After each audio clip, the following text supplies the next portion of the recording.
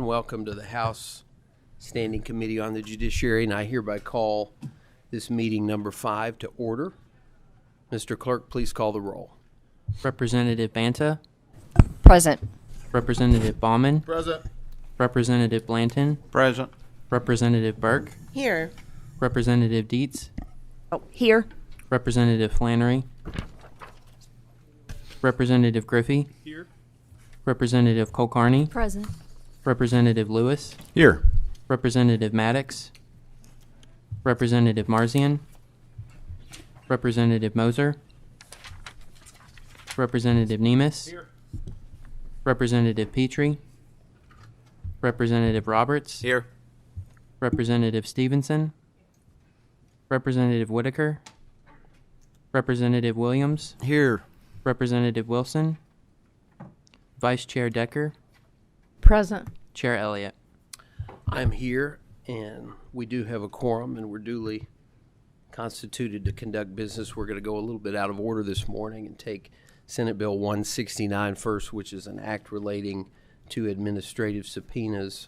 Senator Danny Carroll, and thank you for being here. And if you would introduce yourself and your guests. Thank you, Mr. Chairman and members. I'm Danny Carroll, State Senator from the 2nd District. Good morning, Mr. Chair, members of the committee. Will Schroeder, Senior Counsel for Attorney General Russell Coleman. Good morning. My name is Matt Hedden. I'm the Special Unit Director for the Attorney General's Office. Mr. Chairman, this bill is designed to be an asset to the Internet Crimes Against Children units within the State Police and the Attorney General's Office. And I'll let my former colleague in the Senate have the floor to present the bill. Thank you. In 2009, this honorable body gave the Attorney General's Office the ability to use administrative subpoenas during an investigation where there is reasonable cause to believe that an Internet service provider was used in the exploitation or attempted exploitation of children, and in limited cases, online harassment. In 2013, this honorable body extended that to Kentucky State Police, giving both law enforcement agencies with statewide jurisdiction the jurisdiction to use this tool. This bill simply adds additional platform types where child online exploitation has migrated to, specifically social networking companies, mobile payment services, or cloud storage services to that list. A lot has changed since 2009 in the world of technology, and this bill will allow the Attorney General's Office and KSP to stay more up to date with ways that child predators are contacting children online. Similar to how a police officer can look up a license plate and see who the car belongs to, these administrative subpoenas only provide account holder information associated with the account, like electronic mail address, internet username, internet protocol address, name of the account holder, billing or service address, and telephone number. To understand how this plays out, Director of our Special Victims Unit, Matt Hedden, can explain. Thank you and good morning. Online child exploitation often involves a complex network of communication across various online platforms. In many cases, a suspect may operate across different services, sending explicit messages on social media, storing compromising material in cloud storage, and receiving payments for more material via online platforms. Adding these to KRS 500-120 will allow law enforcement to gather a comprehensive set of data from multiple services, helping them to build a clear picture of the suspect's activities and connections. Mr. Chairman, I would add that the need for the administrative subpoena is related to KSP's and the AG's office statewide jurisdiction. As Representative Williams is well aware of, in the local districts, officers have the ability to get those subpoenas from the prosecutor's office to obtain that information. We didn't feel like it was a good idea to expand the administrative subpoena to the local agencies. Motion on the bill. There's a motion and a second on the bill. Is there any discussion? Seeing none, Mr. Clerk, please call the roll. Representative Banta. Yes. Representative Baumann. Yes. Representative Blanton. Aye. Representative Burke. Aye. Representative Decker. Yes. Representative Dietz. Yes. Representative Flannery. Vote aye. I'd like to note my attendance for the record. Representative Griffey. Aye. Representative Kulkarni. Yes. Representative Lewis. Yes. Representative Maddox. Representative Marzian. Representative Moser. Yes, and record my attendance. Representative Nemus. Yes. Representative Petrie. Representative Roberts. Aye. Representative Stevenson. Representative Whitaker. Yes. Representative Williams. Yes. Representative Wilson. Chair Elliott. Aye.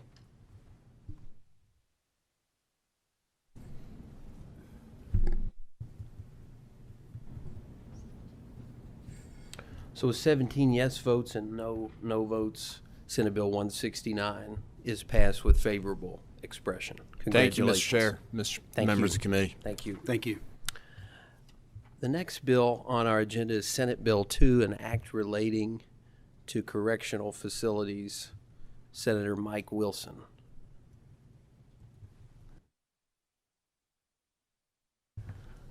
Good morning, sir. If you would introduce yourself for the record, and then you can proceed. Thank you, Mr. Chairman. Senator Mike Wilson, District 32.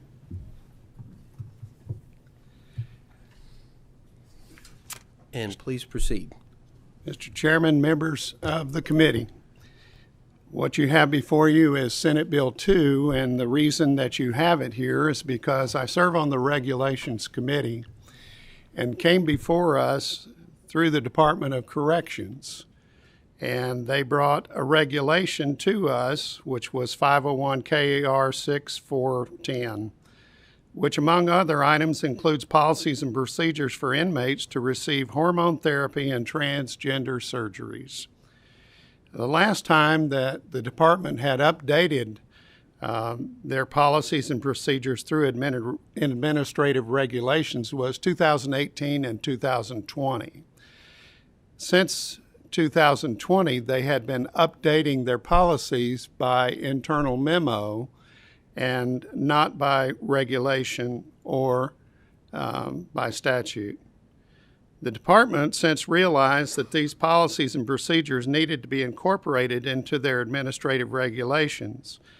It is inappropriate for these policies and procedures to be implemented on the department's website by memorandum. And so as the procedure process came through, the regulation was deferred so there could be more information gathered on it. Again, they requested to defer it from the November meeting, and they agreed to that, and we agreed to it. There's a motion and a second. Is there any discussion among the members? Representative Lewis. Thank you, Mr. Chairman. And thank you, Senator, for bringing this bill today. I sit on that committee, and it was very frustrating at the time. I see Eric Clark over in the corner himself, and House staffer Tyler Peebler worked with myself and co-chairman West to submit a list of questions. These questions went ignored, and we had silence, and we asked them about these regulations, and as you referenced, this was done by internal memo, which I took great offense to. We need transparency. I appreciate your efforts. I appreciate Representative Moser's efforts. I know she's worked on this quite extensively as well, and collectively I think we need to get this passed. I'm a yes vote. Thank you. Representative Moser. Thank you, Mr. Chairman, and thank you for working on this. As Representative Lewis said, I have worked on this as well. I have House Bill 5 here in the House to correct this problem, and I am in full support. I would like to clarify, as my bill did, the searches apply to everyone, that no one is exempt from any searches. These are safety issues in our prisons, as well as delineating the separation of sexes. I think that's a clarification that our jailers want, but I do appreciate your bill, and I am very supportive. Thank you. Thank you. Representative Burke. Thank you, Mr. Chair. And this question may have been asked in the Senate hearing, but I want to make sure that I am getting correct information. Have any of these surgeries taken place in Kentucky DOC? Well, it's in their policies that they allow it, but at this point, I understand that they had not taken place yet. Okay, thank you. Was there evidence And that do you any... want to follow up, Representative Burke? Yes, thank you. You may do that. Thank you. Was there evidence presented or provided that any of those surgeries were being contemplated beyond the regulation? Nothing that I'm aware of. That'll be it. Thank you. Representative Stevenson. In this bill, it's stopping hormone therapies. Does it stop any other medicines for inmates? It does not. We know that there are valuable hormone therapies that take place. There are 467 inmates that are on hormone therapy, but only 67 are on the sex change hormone therapies, and those are the ones that will be prevented. And they will be cycled off of that. Follow-up question, Chair. Yes, go ahead. Does this bill prohibit all elective surgeries? I'm not aware of all elective surgeries. It does define what cosmetic surgery is. And so therefore, this particular surgery is prohibited. Follow-up, please. Yes, go ahead. So no, it doesn't prohibit other elective surgeries, just this one. Well, elective surgeries would have to be approved, in my opinion, in regards to that.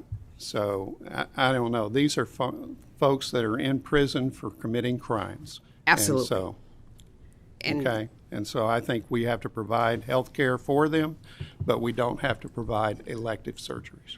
And may I speak on the bill? Okay, I'm not on the floor. Yes, you can offer comments. Thank you. We have the U.S. Constitution, which says, yeah, you get punished what you do, but we don't stop treating you like a human, number one. Number two, this is targeted towards one specific group of people when there are lots of other surgeries, lots of other drugs, lots of other things happening in prison that you're not taking care of. Number three, people in Eastern and Western Kentucky lost everything. And most of them from 2022 still don't have their houses, still don't have jails. And we're talking about what people are doing in jail? Where's your bill to make sure that Kentuckians that are good Kentuckians that have lost everything get back what they lost 2 years ago instead of focusing on this small group, which, by the way, 0 surgeries. So let's do a whole bill and spend a whole lot of time for something that hasn't happened. This bill prevents them from doing it by memo, is what this bill is for. And I would just add to that, it's a question of what are the taxpayers of Kentucky responsible for paying for? I think is a broader question that I would pose rhetorically that you don't have to answer. Wait a minute, Chair. Representative Lewis, you're recognized. Chair, you eased in on my time. Chair, I appreciate your time. I'll save it for the floor. Thank you. Thank you. Representative Roberts. Senator Wilson, I just have a couple of questions. Your bill only pertains to the use of public funds, right? Yes. And when we're dealing with public funds, we're dealing with other people's money, right? That's correct. Taxpayer money. And when we're talking about cosmetic services or elective procedures, it's about optional, non-necessary treatments to alter the physical appearance of someone. That's correct. Okay. So, can I speak on the bill very quickly? Very briefly. Right. So I just want to probably need to save this for explanation of vote, honestly, because, but I will permit you to do that. I just want to point out, because this mentions including but not limited to, and when I see that language, I think it's clear that this is about elective surgeries broadly as well, which I'm fully supportive of. I don't think the taxpayer should be on the hook for optional medical services, for necessary healthcare treatment in our prisons, absolutely. But yeah, I'm a yes, particularly because of including but not limited to. Thank you. Representative Kulkarni. Thank you, Mr. Chair. Senator Wilson, I have a couple of questions with regard to, I guess, the definitions in this piece of legislation. So it specifies cosmetic or elective procedure. If any administration of a hormone or procedure is deemed medically necessary, how would that impact this legislation? As I stated earlier, there are 467 inmates on hormone therapy. Some of those are medically necessary. 67 that are on the actual sex change hormones are not medically necessary. Brief follow-up, Mr. Chairman. Yes, go ahead. Thank you. And is that determination made by a medical professional, or who makes that decision whether it's medically necessary or elective? Well, there are people that had made a determination that smoking was good for you, and they thought it was medically necessary, but come to find out it was not. So a lot of times things that are determined by the medical association or psychiatric association are not really medically necessary. And so I think it's just common sense to realize these are not medically necessary. Final question, Chairman. Yes, go ahead. So just to clarify, currently they are deemed medically necessary. They may not be, to your point, in the future, but currently as it stands, I guess the departmental regulations and medical providers do deem these as medically necessary currently. I'm not certain on that. Thank you. Thank you, Chairman. Thank you, Representative Moser. Thank you, Mr. Chairman. And I just wanted to clarify that medical necessity is determined by a therapeutic level of care committee in the prison system. So that's not changing. We are also following PREA laws, which are established in federal law, as to, respectful treatment of inmates. I would say also that this simply clarifies what elective surgeries or elective treatment might be, as those treatments that are not necessary to sustain life in an emergency situation or for chronic disease management. It would be things like we wouldn't do a facelift, right? We wouldn't do a breast augmentation. We wouldn't do anything cosmetic on the taxpayer's dime. And so this is just fiscal responsibility. It is providing care, respectful care, but not over and above what we would normally treat in the way of chronic disease management or emergency treatment. So yes, I hope that helps. Correct. Thank you. Representative Nemes. Thank you. Just wanted to note two things if I could, because some things keep getting said over and over, even though they're wrong, they're corrected and keep being said, I guess, for histrionic purposes. We have done a great deal for the tornadoes and the floods. Just yesterday, we passed a bill to address flooding in the east. And so no matter how many times you say something that doesn't make it true, if you call the sky green, it's still blue. And so this General Assembly has done a great deal for the West and the East and for everybody else who's in emergency care. I would also note that we're only addressing this because the governor started it, and he's the one who did the memo. So if there's anybody that's putting us on this issue, it's the governor. And I would also note, because I want to be very clear for the taxpayer, if somebody wants to have this kind of surgery, more power to them. That's their business. That adult has the right to do that, and I'll fight for their right to do that. They have the right to have transgender surgeries. What we're talking about here, and this is only a 2-page bill, one and a half actually. What we're talking about here is public funding. So if you vote no, I want to be very clear to the taxpayer of Kentucky. Those who vote no think you, the taxpayer, should have to pay for these transgender surgeries. I have no problem with them paying for their own. But if you vote no, you are saying the taxpayer should pay for transgender surgeries in our prisons. That's the bottom line. There's no way around it. If you want me to read it black and white, I'll do so. But they know what they're voting for. But I want the taxpayers to do it so there's no charade. Taxpayer funding is all we're talking about here. Thank you, Mr. Chairman. Thank you, and thank you, Senator Wilson. There are some individuals signed up to speak against Senate Bill 2, and the first individual is Serenity Johnson, who is opposed to Senate Bill 2. If you'd come forward and introduce yourself for the record, and then you may proceed.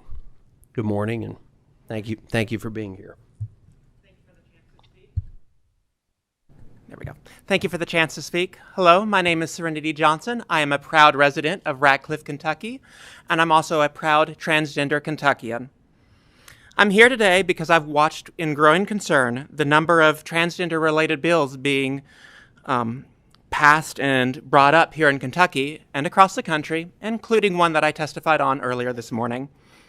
So I hope that this body understands why my community feels targeted by it, even though the bill affects such a seemingly small portion of an already small population, less than 70, as we heard. So at less than 70, I mean, we're already talking about minuscule savings as it is. SB 2 denies medical care prescribed by a doctor, to Kentuckians. The denial of this care impacts transgender people's mental health. The fact that they are incarcerated does not change this. Importantly, prison sentences are supposed to be more than just about punishment.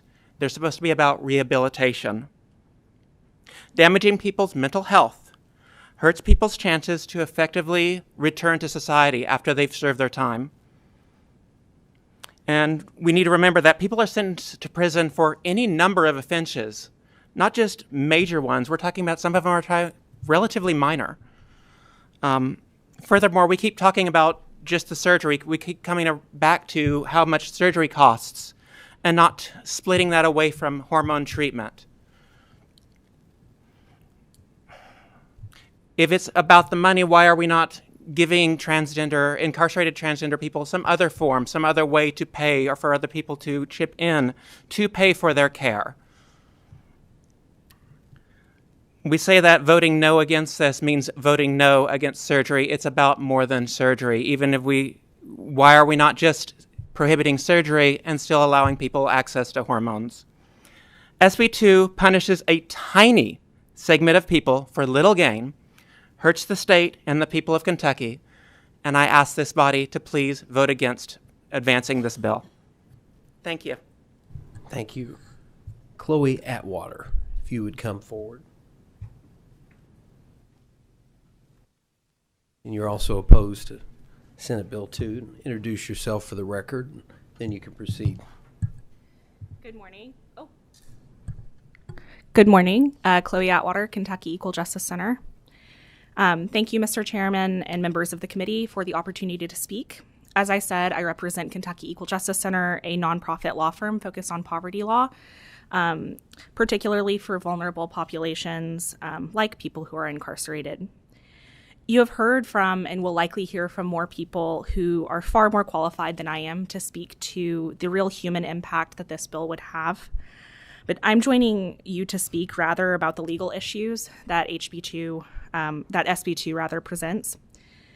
The Supreme Court has stated that while the Eighth Amendment does not require comfortable prisons, it does not permit inhumane ones. Humane conditions require ensuring that inmates receive adequate medical care, and a denial of adequate medical care constitutes cruel and unusual punishment. Laws that implicate Eighth Amendment claims are subject to a failure to protect or deliberate indifference standard, which means that a plaintiff must be able to demonstrate that they face a real cognizable harm and that officials subject them to that harm knowingly or recklessly. The effects of withholding treatment for gender dysphoria are well established by medical literature and what we know from listening to transgender people. It is likely that an incarcerated transgender person could successfully challenge this policy in court if this bill is passed. Indeed, a similar provision at the federal level made it all of 2 weeks before being paused by a federal court for these very reasons. As you know, the Department of Corrections has previously indicated that no gender-affirming surgeries have ever been approved in our state, rather in our correctional facilities. So the issue today is fundamentally about hormones. The department previously testified that as of January, there are only 67 individuals currently receiving hormone therapy for gender-affirming care. Hormones, in addition to being the standard of care for gender dysphoria, are inexpensive. What is not inexpensive is defending unconstitutional laws. And I urge you to vote no on SB 2. And if you are committed to pursuing this, to instead take a page from HB 5's book to not forcibly detransition people who are already receiving HRT by withholding treatment. Thank you so much for your time and consideration. Thank you very much. Eric Russ, Kentucky Psychological Association, if you'd come forward and introduce yourself, and then you can proceed. Thank you. I am Dr. Eric Russ, Executive Director of the Kentucky Psychological Association and licensed clinical psychologist. Thank you, Chair Elliott and members of the committee for the opportunity to testify today. I'm here to strongly oppose SB 2. Decades of research support the effectiveness of gender-affirming care banned by this bill to alleviate distress associated with gender dysphoria. KPA supports the evidence-based use of gender-affirming care for incarcerated individuals. The American Psychological Association, along with the AMA, international groups, including most recently the medical societies in Germany, and other groups who have reviewed the decades of research with folks who are transgender, agree that this care is medically necessary and effective. The professional and scientific consensus on this is clear. Specifically, bans such as the one presented here pose a direct threat to the mental health and emotional well-being of transgender individuals. Gender-based discrimination and rejection create significant harm, including increasing the risk of suicide and escalating mental health challenges. In particular, obstructing access to care being currently provided risks creating a mental health crisis in those individuals with increased anxiety, depression, and other consequences. These additional mental health costs will likely add up over time, surpassing any purported savings and not paying for appropriate treatment. I urge you today to vote no on SB 2. Thank you. Thank you very much. Chris Hartman, the Fairness Campaign, if you'd come forward, introduce yourself, and then you may proceed. Good morning and welcome. Good morning. Thank you, Mr. Chairman. Chris Hartman, Executive Director of the Fairness Campaign. First, let me say, if you just want to ban surgeries that are not happening in Kentucky jails and prisons, do that. But what you should not do is to deny the hormone replacement therapy that a minuscule number of Kentucky prisoners, less than 0.35% of Kentucky's prison population, is getting. It's a violation of the 8th Amendment to the Constitution, and the federal courts agree, including even the 11th Circuit Court of Appeals, among the most conservative in the country. But let me speak to something that I think some of you may hear. The money. I'm curious if anyone's talked to any jailers about this. I have. I know that what you think you're going to save by denying hormones to fewer than 70 Kentuckians, around $50 a month maybe. I'll bet that the DOC is getting a better rate, will not outweigh the cost of mental health interventions that your jail staff are going to have to deal with. Suicide watch. Increased medications. You're not saving anything here.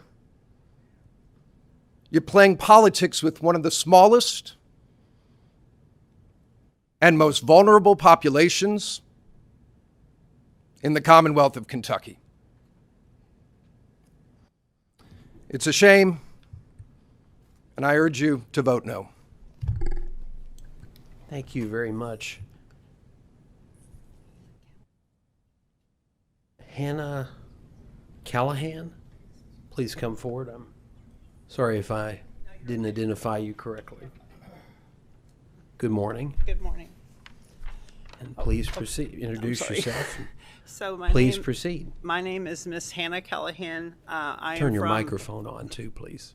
On now? Hello? Is it green Hello? light? There Yes. you go. Okay. We can hear you. My name is Miss Hannah Callahan, and I'm from Lexington, Kentucky.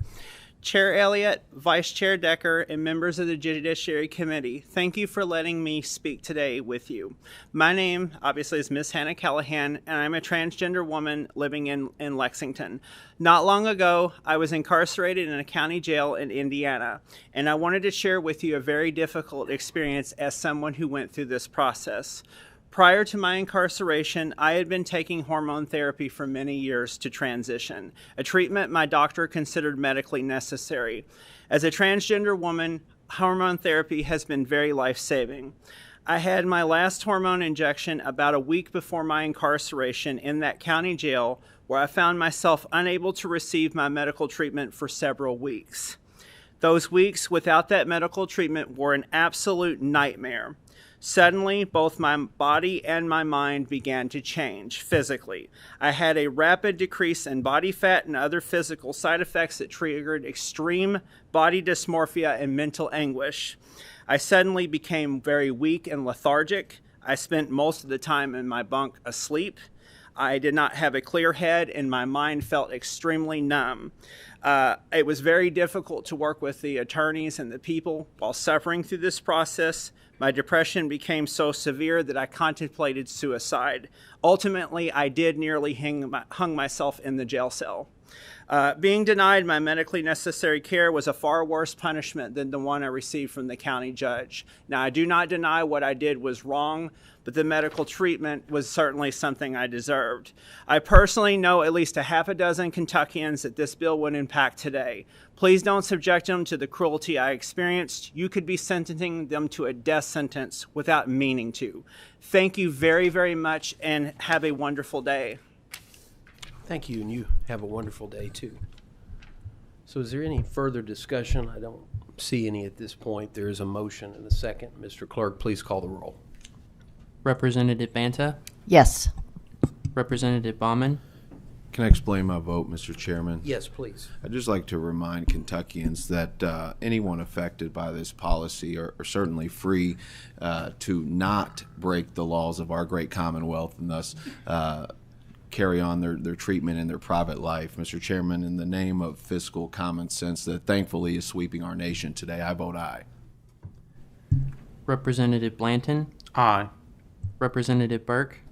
I'd like to explain my vote. Yes, please. I'm a no on behalf of the people who are already incarcerated.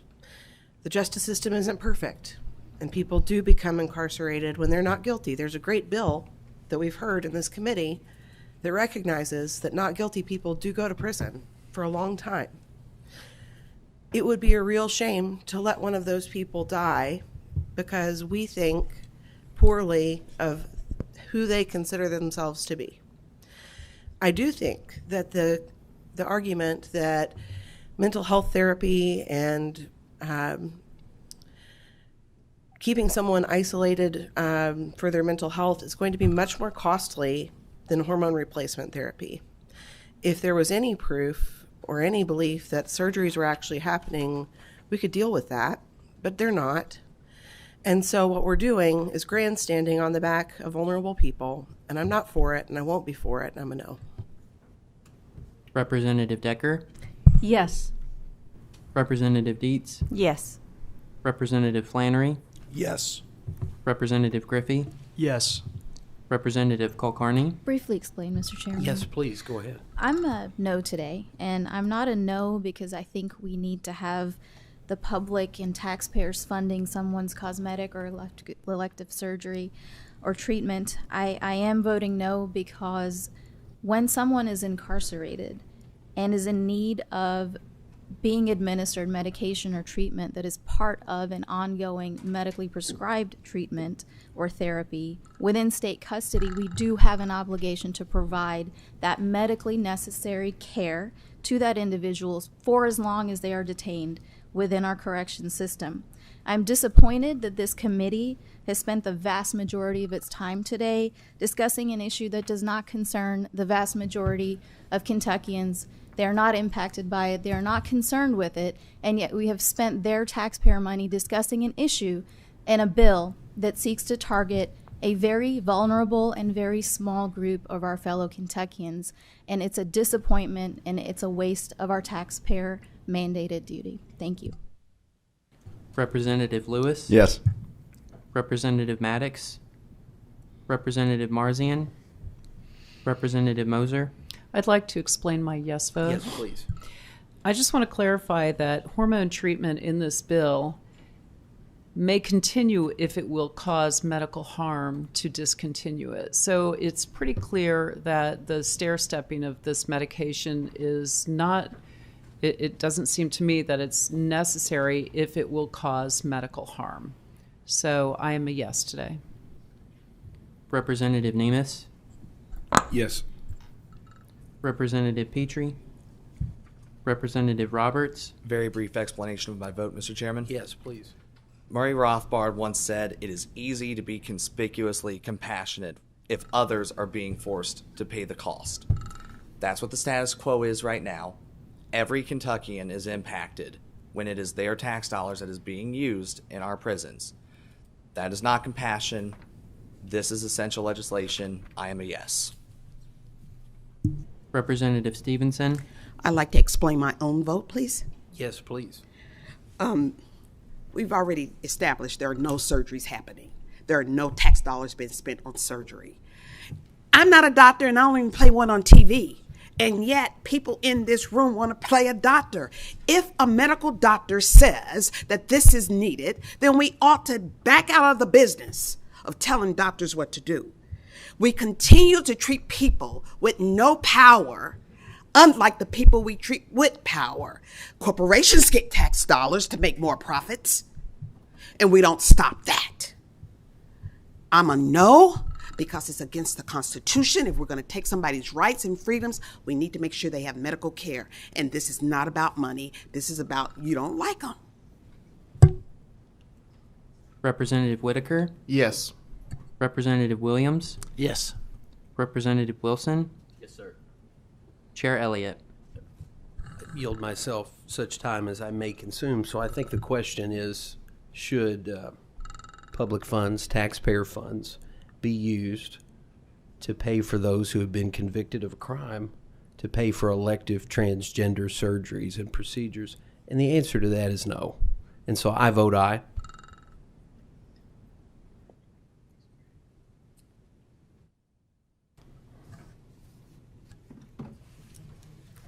And so with 15 yes votes, 3 no votes, and 0 pass votes, Senate Bill 2 is favorably passed. Congratulations, Senator Wilson.